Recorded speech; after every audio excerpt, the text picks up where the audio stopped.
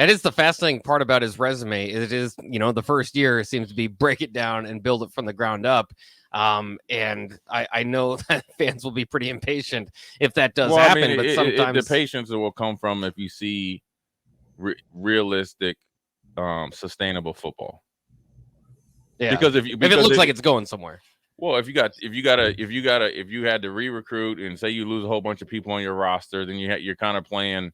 You're fighting an uphill battle because you're playing against grown men. But you see the process. You see a disciplined football team. You see a physical football team. Maybe you see some young guys that need to develop in the weight room, classroom, and then on the field. But you see them making plays. You can deal with that. But if you think the fans are going to be okay with paying somebody that type of money and go get your head beaten, you crazy. Yeah, I do agree with that.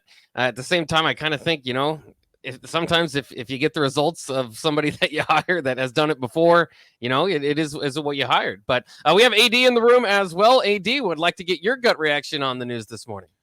Before I go to the news, I'm still thrilled we beat Iowa. Yeah. Yeah. I mean, yeah, that's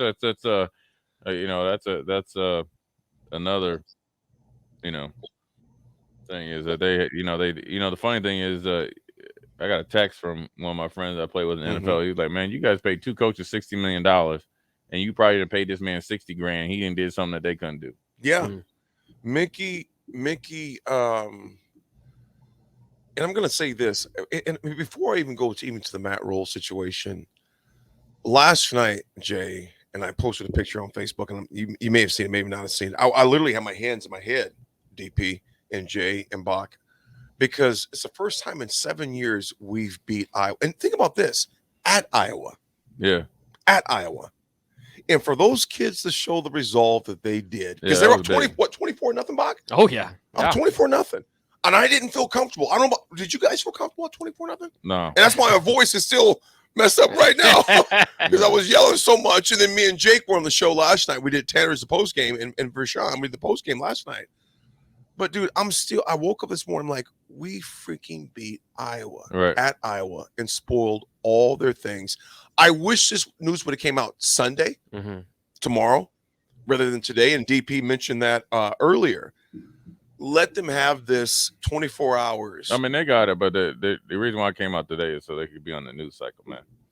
You're right. Game day, heavy game day. Heavy game day. I mean, there's advantages to that and disadvantages to exactly. It. And you know what, Jay, though? I just think that was big for those kids. Jay, 7 years, bro. Oh, I know that, man. I get it, dude. I mean, I understand. I mean, losing one game, I'm uptight. So it's look, man. At the end of the day, it's been a long season. I think Mickey kind of just was waiting to see what was gonna happen. And the funny thing is, everybody's saying let them have I'm all for letting the players, let them celebrate.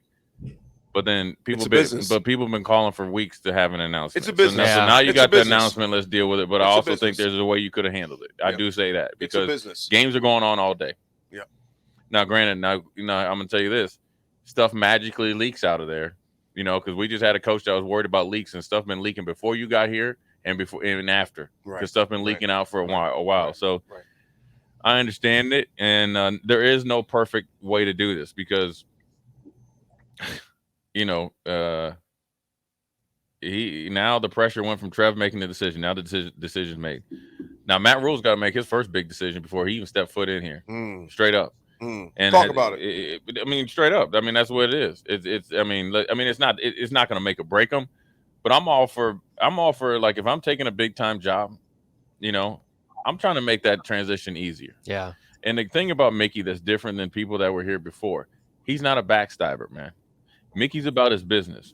So if you hired him, he's not here trying to be the head coach, and he's the associate head coach, and he's the whatever title, whatever they choose. He's going to do that because he did it before, right?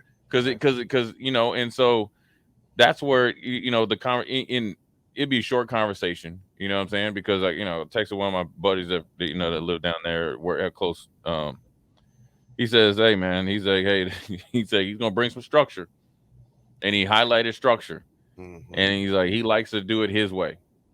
So So I can respect that. Now, we just had an offensive coordinator like do it his way, and that I'm gonna tell you what, I ain't gonna talk about that game yesterday, but that third down play, that the razzle madazzle and all that type of stuff. See, that's why I can't be a coach, right? Because I would just put the headphones down, hand them to AG or AD, and say, "Bump it, I'm going upstairs." Hey, AD, you know me, right? know you. Right? I just throw the headphones. They said, "Where's Jay?" He didn't go crazy. You know what I'm saying? He's outside the stadium right He's outside. now. Nah, Just walking. hey, I'm at the coach's box. Hey, don't let him in. No, I'm coming in. You know, but you know, I think Matt Rhule will do his deal, and you know, I think that if you know, the NFL is a humbling sport, a humbling place, man. Whether you're a coach or a player, and how you deal with it. The one thing that I like, you know, he told on himself though on NFL Network. He won't admit it, you know, but I'm big on listening to what people say. I'm big on listening to coaches, what they say during the week. They'll tell you what they're going to do. Yeah. Just people are dumb enough. They just don't even be paying attention because they don't want to listen. He was on NFL Network and they asked him about his time in Carolina and what he would do different. First thing out of his mouth, he's mentioned relationships. That's going to be huge. Yeah, relationships big. With the players. Then he tried to get back to year 3 and just things didn't work out well. So be it. So that lets you know he has some sort of like self-reflection. And that's huge, especially when you're getting paid enormous amount of money and you are the guy.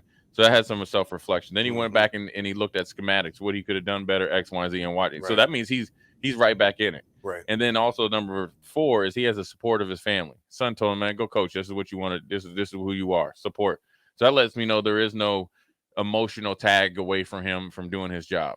And then for him to want to get back into it, maybe in his wheelhouse with that fresh of reality and humbleness, lets you know that he loves the coach. You're not going to see him, and I'm sure he could. I mean, because he's got a good personality. He can be on TV. I mean, he could be up there just like anybody else. Yeah. But he chose to get back into it. So, but he did say he's like, man, I could be, you know, coaching on. I think his quote on NFL Network. He's like, I could have a job Monday, or I could have one in a month. When the first thing that comes out of your mouth is the day that you think you're gonna get hired, and when's that press conference gonna be? Monday. What time is that Monday? I don't know. I have not seen that. Bach, what are they saying Monday? I've not seen what High noon. Is it? Well, Jason says Corey Lincoln says good point. Simple coaches Bach. Jason says what's up, guys? Just wanted to ask and love you guys. Just wanted to ask, do you think Matt will keep Mickey on staff? We'll get to that in a second here as well. Downtown Scott 84 says Bleak Road coming back too. Yeah, he is coming back. You know, Bleak Road kicker. Yeah. And the punter. And the punter. Yeah, he put it out look, there. man. I mean, look, Matt Rhule's been through this before. He's gonna have to go in there and re-recruit rosters.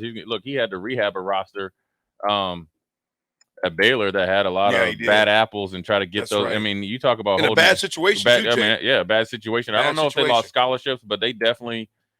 He was not the head coach of Baylor the first year. People were still talking about Bryles and the stuff he did and let go on. And it wasn't just the football pro. It was just athletic department, period. It was so he came in and had to, you know, exterminate a lot of rats and stuff like that. So you got to give him credit for that. And, you know, to his and he brought them back to respectability, man. Big time. Yeah. I mean, Matt Rhule did a heck of a job with that. And for him, you got to think Trev's done a lot of that. Yeah, Trev's done a lot of the hard work. So for him, he did. And has. That's what I'm saying. And could continue to be there, lock us up. So I think for him, when he looks at this job, he's like, man, I can actually just, you know, hit the ground running and coach, build a staff versus let me go in here and do a whole bunch of stuff. But that's part of the job at Baylor, and that's the risk that you take that first year. Now, granted, if I'm paying him at Baylor, I would like to see more than one win, but it went right back to 7-6. So that lets me know in a matter of 6 to 9 months, his culture can take over pretty quickly. I think he's ahead of the game right now because of what Mickey's done. You know what? And so that's why it's going to be really interesting to me to see how he approaches Mickey. And nobody will know because we won't be there. We won't be exactly, Jay. But you'll know without knowing. Again, if you listen to what people say and you see how they move, you'll get every answer that you know. Absolutely. And so, I think for him, if he called me, I would say, dude, I'll be like, dude, you playing with house money. Like you in a position right now, dude. If you just come in and coach and just, I know he's a man of faith and I'll do all that stuff and then had a relationship with the players. Mm-hmm. Hey, man, you know, when James Frank or when that Penn State job comes, I mean, and this to be honest, I'll tell you this. I know it's an 8-year contract, but we've seen in college football, you on a 1-year contract. Mm-hmm. You mess around, have a bad lapse of judgment, you up out of here. That's quick, right. That's right. right. They will That's forklift reality. you up out of here like the grave digger Gilbert Brown. But I'm going to tell you this, though. But I'm going to also tell you this. Let's be honest. Let's just keep it real right here. Now, granted, I would, you know, I do. This is probably like this is Dubai for Mickey.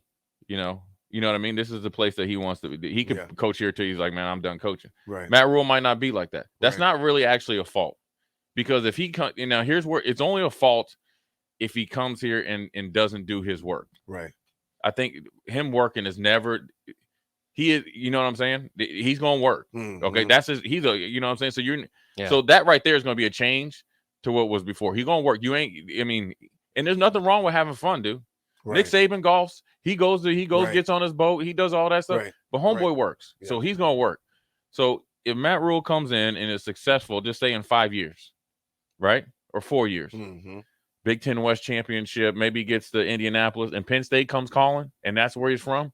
Don't you dare be mad. Right. Because he Yeah. did what he's supposed to do. Right.